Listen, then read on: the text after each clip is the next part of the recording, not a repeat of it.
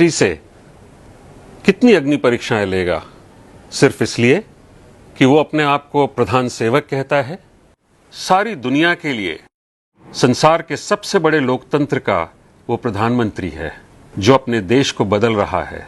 उसे संसार के अग्रणी राष्ट्रों की श्रेणी में लाकर खड़ा करने के लिए अथक निरंतर प्रयत्नशील है।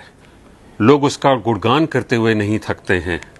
वो जहां भी जाता है लोग उसके सम्मान में सिर झुकाते हैं, उसकी बात सुनना चाहते हैं।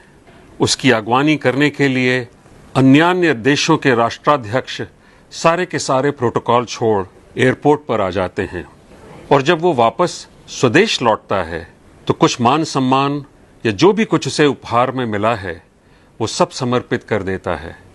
अपने देशवासियों को, 130 करोड़ देवी देवताओं को वो कहते नहीं थकता कि वो उनका सेवक है।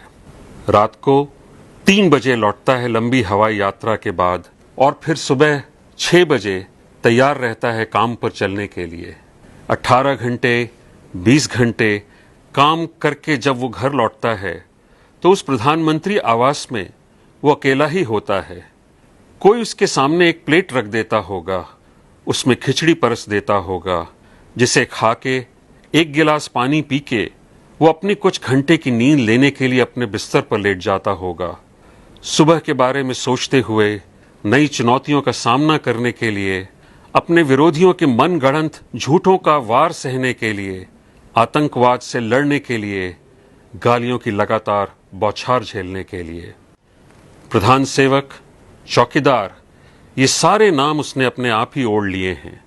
उसे पता था कि अगर गलती से भी उसने अपने आप को इस देश का प्रधानमंत्री कह दिया तो पहाड़ टूट पड़ेगा। लोग कहेंगे, देखो ये चाय वाला, ये मोदी अपने आप को प्रधानमंत्री समझ रहा है। ये संघ का प्रचारक जो घर घर भोजन के लिए भटकता था, इसका खुद ही सिर घूम गया है।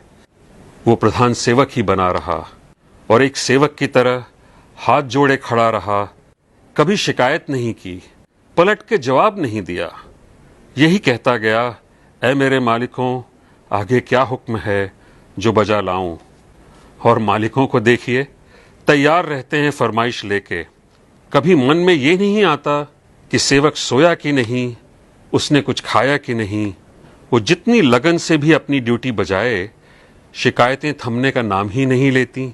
उल्टा इस देश के निठल्ले, खानदानी बेईमान, लंपट, भ्रष्ट और राजनीति में अभी अभी जन्मे छिछोरे राजनीतिज्ञ भी कहते हैं कि चौकीदार चोर है।